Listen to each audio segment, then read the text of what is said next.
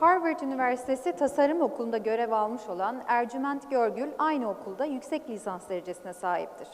Ercüment Görgül, Şangay'daki Tongji Üniversitesi'nin Mimarlık ve Kentsel Planlama Akademisyeni olarak bugün bizlere Yeni Fenomenoloji, Kentsel Mekanda Sinestezik bir arayüz olarak Sınır adlı sunumunu yapacak. Kendisini sahneye davet ediyoruz.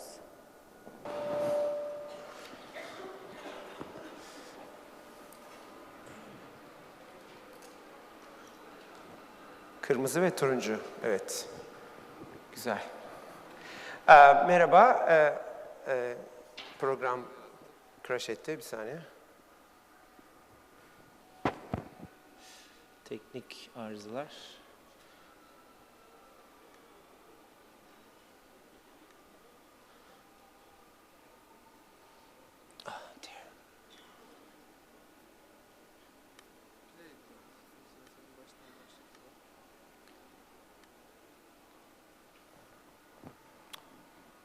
Merhaba. Ben affınıza sığınarak sunuşu İngilizce yapacağım. Çünkü son 15 yılı yurt dışında geçirdiğim için bazı kavramları Türkçelerini bulmakta güçlük çekiyorum. O yüzden İngilizceye dönüş yapacağım bu sunuşla birlikte. Daha sonra soru cevap kısmına yetişebilirsek, vakit olursa onu da İngilizce ya da Türkçe karma yapabiliriz. Tekrar teşekkürler. Sabrınız ve anlayışınız için de tekrar teşekkürler. Sağ olun. Today I want to talk about the new the way we look at things, the way we understand, the way we understand things around us. And then I will try to and then usually when we do that, we change ourselves from subject into an object. So this objectification process is an interesting one, and I will try to link that into different ways of looking and doing in Western and Eastern culture. So let's start from Taoist cosmology. Taoist cosmology, as you know, it's based on yin and yang. This actually summarizes this whole idea of Taoism very easily. It's about the coexistence of differences: male, female, black and white, hard and soft, alive and dead. So they both help to identify the other, but they all together in a coexistence. And the whole experience of it is actually a flow between those two extremes. And then when you think about that, this flow, they call this energy of flow chi, and could be translated, I guess, in Turkish as a can. So chi, this chi can flow, but doesn't have any materiality. So what you need to do is that you need to find some container to hold that, or to regulate the speed of that. So then you have these, like, they develop this concept of 5 elements. So this immediately, the idea of immateriality has been materialized. And the interesting thing here is that none of them are in a kind of a balance. Nothing is superior than the other one. So the whole idea becomes like this constant flow of things between them. And a further elaboration of that is just like using of different materials, different textures that might be believed can slow down or contain or speed up these kind of flow of things. And on top of that, there is also another understanding that puts all this materiality into a context of a space or a place, let's say that. Maybe that's a better way of putting that. And that is basically adjust that into these like cardinal directions. And this is a diagram that summarizes that. I don't want to spend too much time on it. I have 80 slides. Similar, and then the next slide, we see this like how it's already been put into place, like the way they do space layout, the way that maybe we all know about the word feng shui. So this is like how that whole feng shui is developed, based on this positioning and based on this materiality. So this is and we can actually compare this idea of chi into this term that's been coined by Bergson called élan vital. So this is like kind of this vital energy of things. Let's move on to the landscape paintings from China, and let's see that like how they kind of look and see things on that perspective. I want to show two things. This one painting has been done in 10th century. It's been attributed to one of the Chinese masters. Usually these paintings are really big in size, and I just want to give you an idea about how like big it is. When you look into that, you just like almost you're staring the real landscape, and then. But what's interesting is that like I want to talk about the concept of proximity. And when you look to the top and bottom of the painting, you feel this understanding of like a depth and a distance.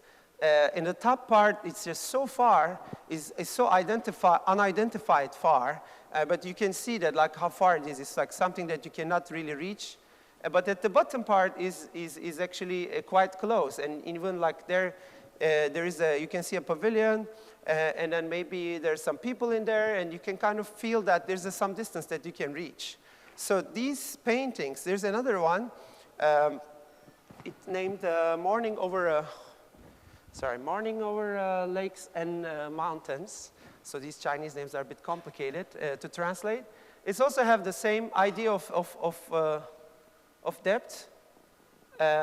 But something more I want to talk about, again, like to the bottom of it, like you can see things that are more closer to you.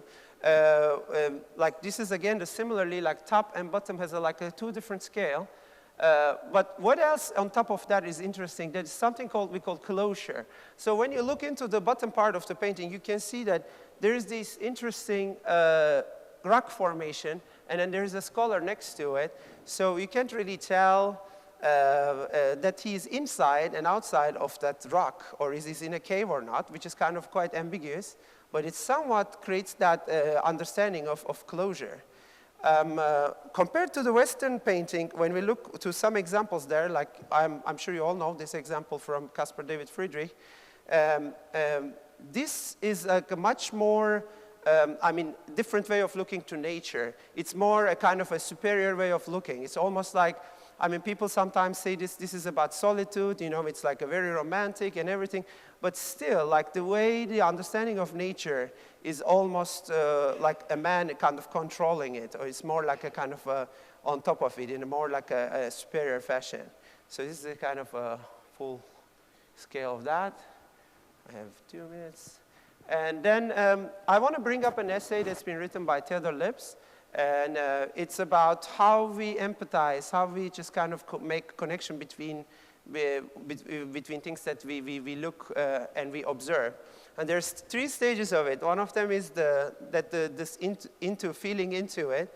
And the other one is the inner imitation phase, when you just kind of start to internalize the whole process. And then you have this, like, then you kind of like, you become that thing. You truly feel it. So this is kind of a very interesting 3 phase of internalizing an experience. And I want to bring another painting from Turner. This is the fisherman at sea. It's just like very similar. If you remember those 3 points that I refer from Lips, this is kind of has the same kind of feeling into it. But in addition to that, you become actually, instead of the first one, you kind of like maybe become a part of the sea that is actually moving. Inside that boat, it's not something static anymore. It's just kind of like something that flows. Anyway, I just want to move very quickly forward. 55 seconds, incredible. Talk about the perspective. Like we're looking different ways of we see things, and we're moving forward in history. In the Renaissance, what we do is that what we see is that we have this perspective that is a little bit of centralized. It's a very powerful, and it's also very static. But unlike this, and actually also this is something that has been so deeply exploited. If you go to Florence today, you can even see that, like, I mean, they have these, oh, I have to adjust the top of this tower to fit into this arc, and it's just a kind of really perfection of everything, but it's all static and flat. So, but when we move into the Baroque, I just want to talk about these two concepts of quadratura and tableau vivant. The quadratura is a multi-point perspective that is kind of very interesting. There are lots to talk about on this regarding architecture and how these how the arts attach to architecture. But it's all about like creating this interesting illusion of depth that is actually, you don't know what is exactly anymore. It can be an architecture, it can be an art. It's just like this full integration of things. This is another view. Or the tableau vivant, this is a painting from Caravaggio. It's like so realistic, you just want to go and grab that fruit.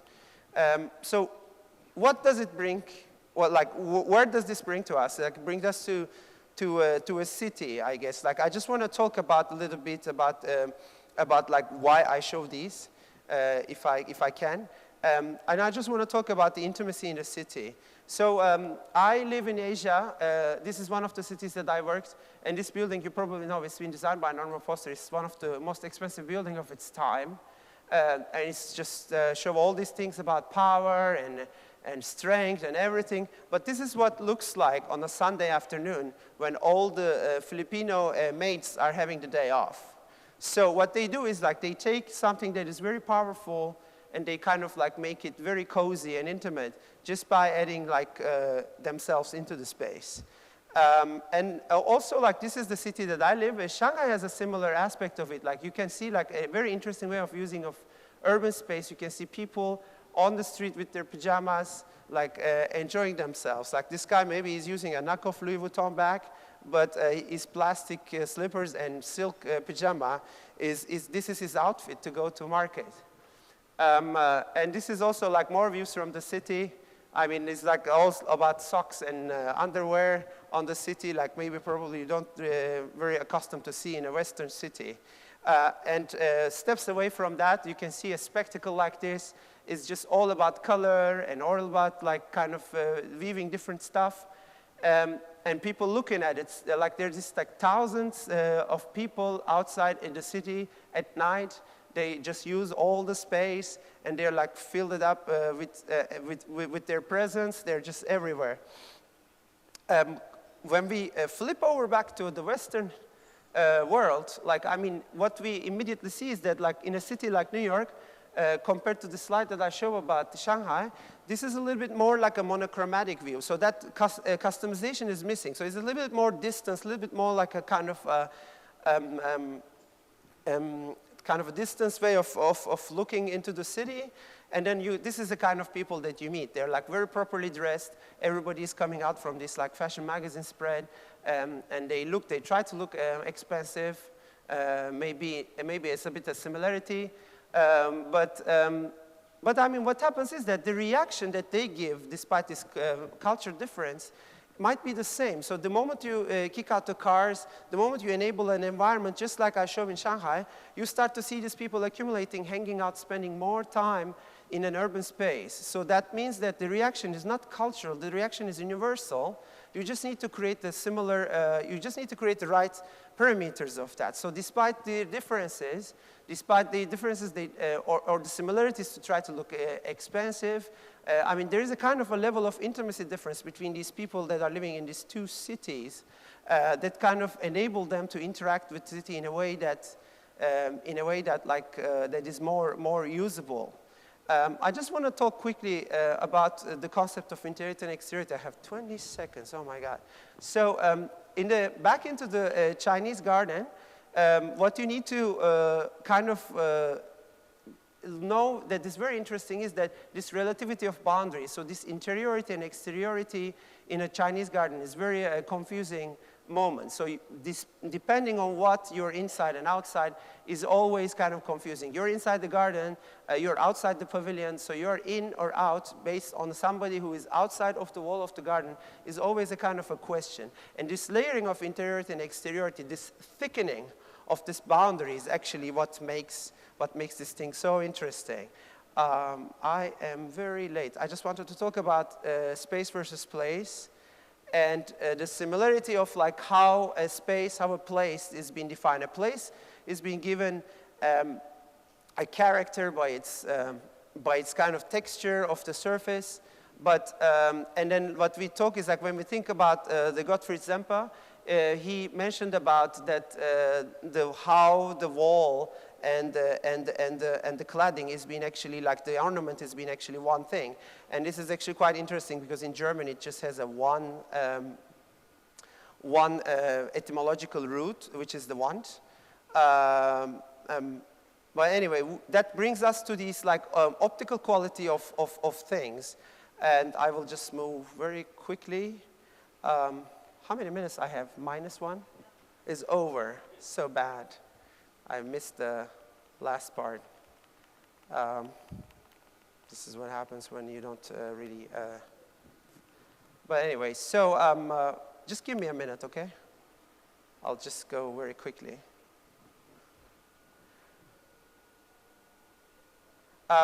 Then we talk about this idea of atmosphere when all these things come together. So there are like two kinds of atmosphere. You can talk about like this atmosphere for commodity and an atmosphere for novelty. They're both kind of this ensemble of creating this kind of experience. And this leads up about this future trend that I think about new phenomenology. And this is about synesthesia. 80% of information that we look is based on the vision.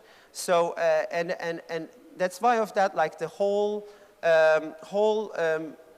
experience of the sensory experience is like merging into synesthesia of vision. And this is based on film and video or an optical illusion. And this is all around us. I kind of don't have time to explain the thing about film, but let's take a look at the examples that are very quickly that's been done around us these days. This is like maybe not a very interesting view of a Zahadid project of Soho Galaxy, but this has all been done for this inside experience that you're trying to achieve that is like very sensational. Or like a project from Plasma Studio that is kind of like blurring this boundary of